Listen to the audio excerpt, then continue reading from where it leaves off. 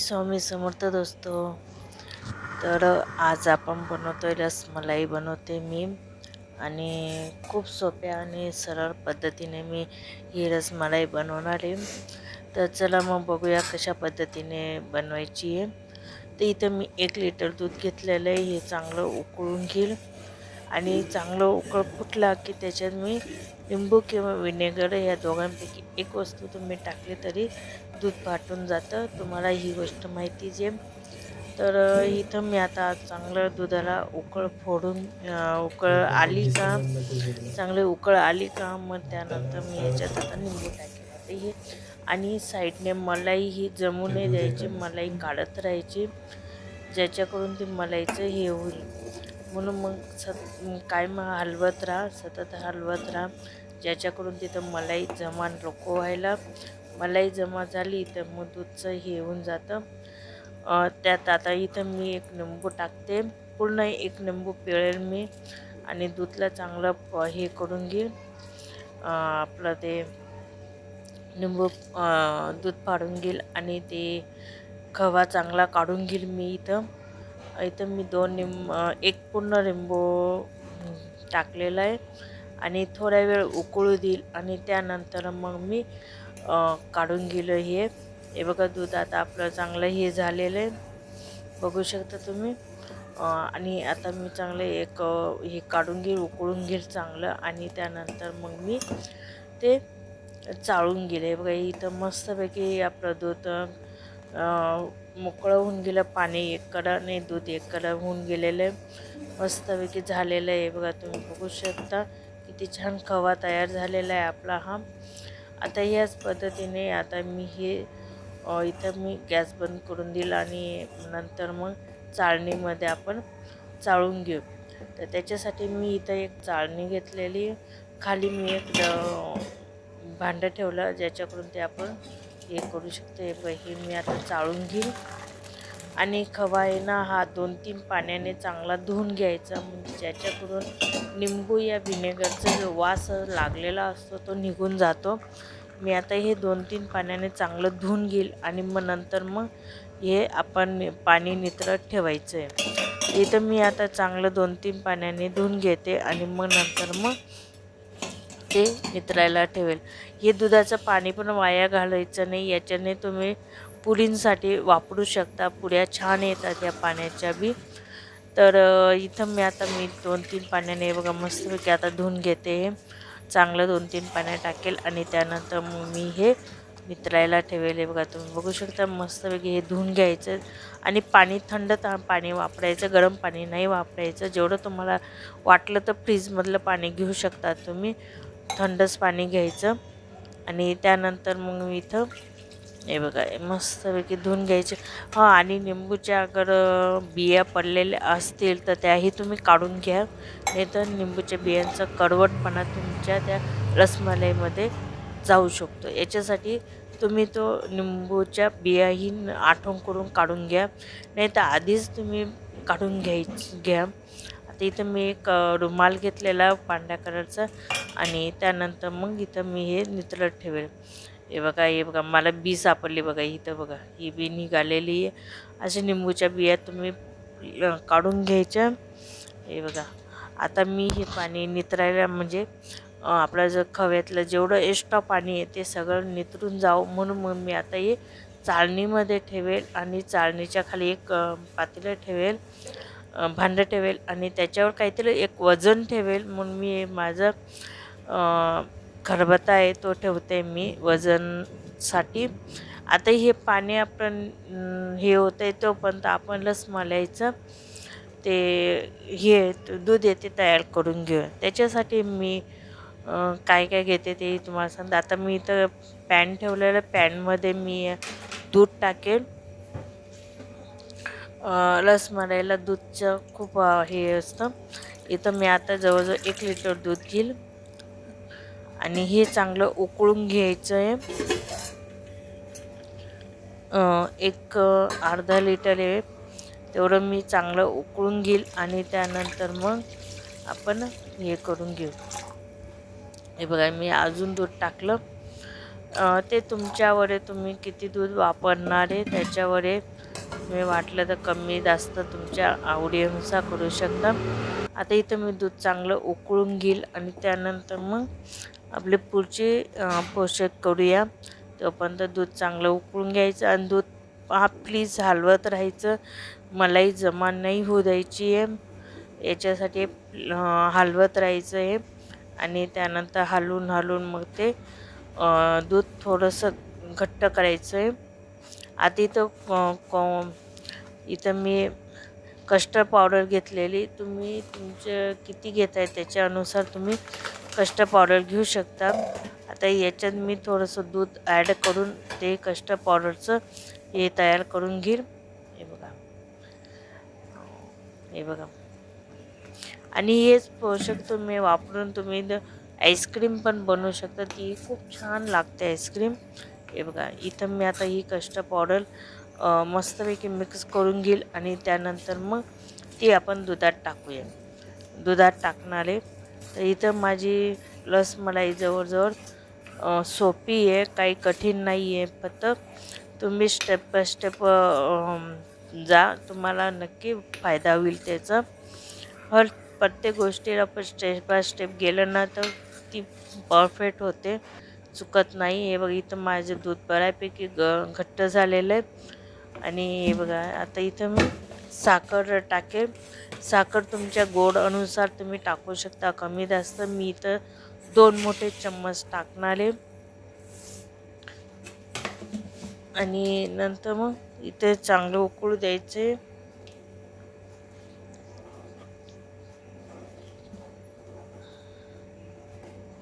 हे चांगलं इथं उकळू द्यायचं आहे. आणि त्यानंतर मग मस्तपैकी हे बघा किती छान मस्तपैकी उकळू द्यायचं. आणि त्यानंतर मग आपली कस्टर्ड पावडर त्याच्यात टाकून घेऊया. हे बघा किती छान उकळून घट्ट झालेलं आहे. बऱ्यापैकी घट्ट झालेलं माझं दूध. आणि मी साईडची मलाईही लगेच काढून घेते. ती मलाई जमा नाही होऊ द्यायची. मलाई जमा झाली म्हणजे ते हे होऊन जातं, म्हणून मलाई नाही जमा होऊ द्यायची. त्यानंतर मग हे बघा ह्या पद्धतीनं आपलं खूप छान झालेलं आहे. आता इथं मी थोडंसं केसर टाकले. केसर ऑप्शन आहे, तुम्हाला आवडलं तर टाका, नसेल टाकायचं तर तुम्ही नाही बी टाकलं तरी चालेल. पण मी इथं कस्टर्ड पावडर टाकते, केसर टाकते. तुम्ही तुमच्या आवडीनुसार नाही बी टाकलं तरीही चालणार आहे. हे बघा मस्तपैकी हे बघा किती छान झालेलं आहे. खूप सुंदर कलर येतो केसरने. तसं कस्टर्ड पावडरने बी कलर येतो, म्हणून केसरची तशी गरज नाही आहे. पण मग तुम्ही आवडलं तर तुम्ही टाकू शकता. ते बघा इथं मी केसर मस्तपैकी झालेलं आहे इथं. हे बघा आता इथं मी कस्टर्ड पावडर ॲड करते. कस्टर्ड पावडर टाकताना हलवत राहायचं आहे जास्त. आणि हे बघा तुम्ही बघू शकता मस्तपैकी झालेलं आहे.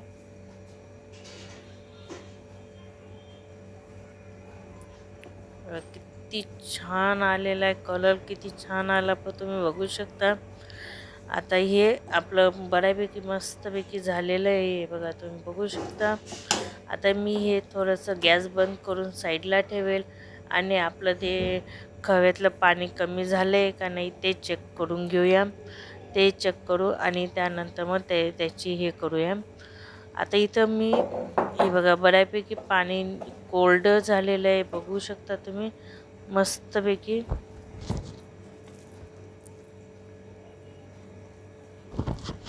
तर इथं वेगळा मस्तपैकी कोल्ड होऊन गेलेलं आहे इथं पूर्ण.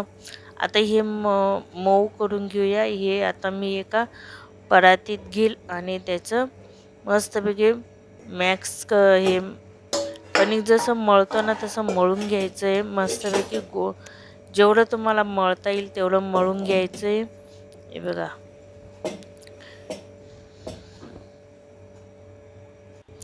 बघा इथं मी आता परातीत काढून घेतलेलं आहे. आणि याच्यात आपण आता आधी साधंच असं मॅश करायचं, मळून घ्यायचं आहे. जेवढं तुम्हाला मऊ करता येईल तेवढं तुम्ही हे मऊ करावू शकता. करायचं आहे. जास्त वेळ लागत नाही आहे याला, खूप कमी वेळात होऊन जातं. पण मग तुम्ही जेवढं हे करणार तेवढं ते छान मऊसर येतात. आपले रसमलाईचे हे बघा मस्तपैकी. हे बघा खूप जड जाते असं नाही आहे, खूप सोपं आणि जास्त जोड लावायची बी गरज येत नाही आहे. ते लगेच हे होऊन जातं. आणि थोडंसं सुरुवातीला थोडी मेहनत करावं लागते, पण मग नंतर बरोबर ते आपोआप गोळा तयार होत जातो आणि ते हे होत जातं. हे बघा तुम्ही बघू शकता मस्तपैकी. हे बघा हातात घेतल्यावर बरोबर गोळा होतो तो. आणि त्यानंतर मग हे होतं आहे. हे बघा तुम्ही बघू शकता किती छान झालेले आहेत गोळे होत आहे. आता हे मी जेवढं तुम्ही मॅश करणार तेवढं तुमच्या गोळे चांगले येतील आणि रसमलाई पण छान येईल, मऊ येईल ती. हे बघा तुम्ही बघू शकता मस्तपैकी असं मळून घ्यायचं आहे. जेवढं छान मळता येईल तेवढं मळायचं आहे. हे बघा आता गोळा व्हायला लागलेला आहे. हे बघा मस्तपैकी गोळा किती छान गोळा होतो आहे. तरी अजून थोडं मॅश करायचं आहे. हे बघा बघू शकता तुम्ही किती छान मॅच होतं आहे. ह्याच पद्धतीनं आपल्याला करायचं आहे. आपला जो तळ हात आहे तळहातचा जोड लावायचा आणि ते प्रेस करायचं. जेवढं तुम्ही प्रेस करणार तेवढं ते मॅच होतं आणि ते आपलं जसं आपण कणिक मळतो ना तसं ते गोळा तयार होतो. मग हे बघा तुम्ही बघू शकता खूप छान झालेलं आहे, खूप सुंदर होतं आहे. आणि हे बघा आता याच्यात मी थोडंसं हे बघा की गोळ झालेलं आहे. बघा तुम्ही बघू शकता गोळा आपला तयार आहे. हे बघा बघू शकता. पण त्याच्यात अजून एक गोष्ट ॲड करायची बाकी आहे ती मी तुम्हाला सांगतेच. हे बघा हे बघ किती छान गोळा झाला. हे बघा ह्याच्या पद्धतीने आपला गोळा तयार होतो आहे. जवळजवळ गोळा तयार झालेला जे बघा तुम्ही बघू शकता मस्तपैकी झालेलं आहे. आता हे बघा हे बघा किती छान झाला की नाही गोळा. अशाच पद्धतीचा गोळा व्हायला पाहिजे. आणि त्यानंतर मग आपण त्याचे छोटे छोटे गोळे बनवायचे.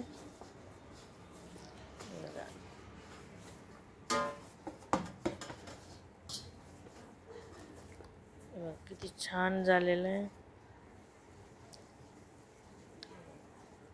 या पद्धतीने आपले नाही होते, अजून गोळे नाही होते तरी अजून मॅच करावं लागणार आहे माझ्या मते. काही नाही होते गोळे तर इथं आपण ना हे बघा नाही होते तर मग गोळे तयार करून बघायचं. नाही झाले तर आपण परत मॅच करायचे. आता इथं आहे ना मी थोडंसं कॉर्नफ्लॉवर टाकते ज्याच्याकडून लवकर आपले हे होतील. थोडंसं टाकायचं आहे, जास्त नाही टाकायचं आहे. जास्त नाही टाकायचं, थोडंसं टाकायचं ज्याच्याकडून ते कॉर्नफ्लॉवरने गोळे होतील त्याच्यासाठी टाकायचं आहे. असंच झालं तर चांगली गोष्ट आहे. नाही होऊ लागले तुम्ही कॉर्नफ्लॉवर वापरू शकता आणि कॉर्नफ्लॉवरने लवकर गोळे तयार होतात. हे बघा मस्तपैकी झाले. हे बघा माझा परत पटकन गोळा झाला बघा बघू शकता तुम्ही. हे बघा झालेला आहे गोळा. हे बघा आता इथं मी तुम्हाला परत गोळे करून दाखवेल. झाले तर ठीक आहे, नाही तर मग परत मॅच करावं लागेल. आपण परत मिक्स हे करावं लागेल, मॅच करावं लागेल. हे बघा खूप छान झाले होतं. तर इथं मी तुम्हाला गोळे परत करून दाखवते. हे बघा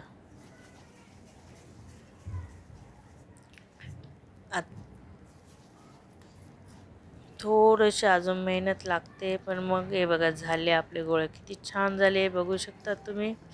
छोटे छोटे करायचे, जास्त मोठे नाही करायचे कारण की त्याच्यात आपण दुधात जेव्हा टाकू ना ते परत फुलून जातील आणि शिजून पण ते हे होतात. हे बघा